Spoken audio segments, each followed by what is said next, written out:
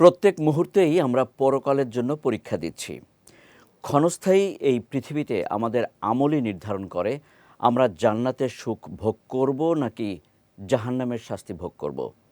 মহান আল্লাহর নির্দেশ মেনে চলা ও হজরত মুহাম্মদ সাল্লাল্লাহু আলাইহি সাল্লামের দেখানো পথ অনুসরণ করাই আমাদের নিরাপদ দিক। তবে কিছু কাজ এমন আছে যা শুধু আমাদের ক্ষতিই করে না, বরং ধ্বংসাত্মক প্রভাব ফেলতে পারে। হজরত মুহাম্মদ সাল্লাল্লাহু আলাইহি সাল্লাম বিশেষভাবে বিরত থাকার নির্দেশ দিয়েছেন এমন দুটি ধ্বংসাত্মক কাজ নিয়ে বিস্তারিত ডেস্ক রিপোর্টে। মানুষের পরকালের ঠিকানা নির্ভর করে তার আমলের উপর। ক্ষণস্থায়ী এই পৃথিবী একটি পরীক্ষা। পরকালে সফল হতে মহান আল্লাহর হুকুম মেনে চলা এবং নবীজি সাল্লাল্লাহু আলাইহি ওয়াসাল্লামের দেখানো পথ অনুসরণ করা অত্যন্ত জরুরি।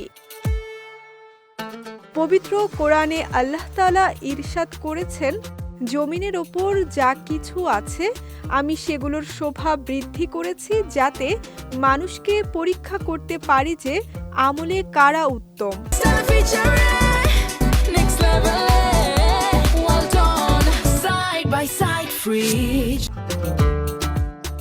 যারা পরকালে সফল হবে তারা অনন্তকাল জান্নাতে বসবাস করবে।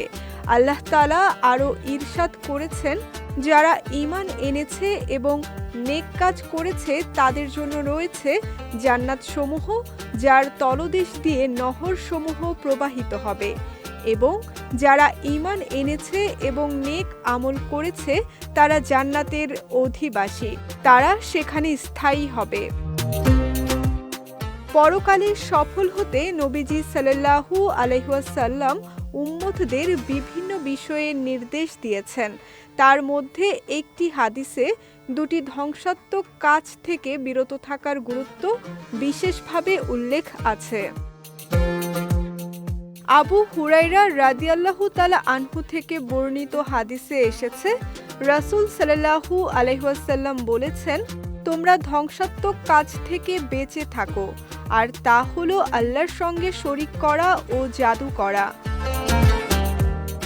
শিরক হলো সবচেয়ে বড় পাপ। শিরককারীরা আখিরাতে নবীজি সাল্লাল্লাহু আলাইহি ওয়াসাল্লামের শাফায়াতেও অংশগ্রহণ করতে পারবে না। পবিত্র কোরআনে আল্লাহ তাআলা ইরশাদ করেছেন, নিশ্চয়ই শিরক মহা জুলুম।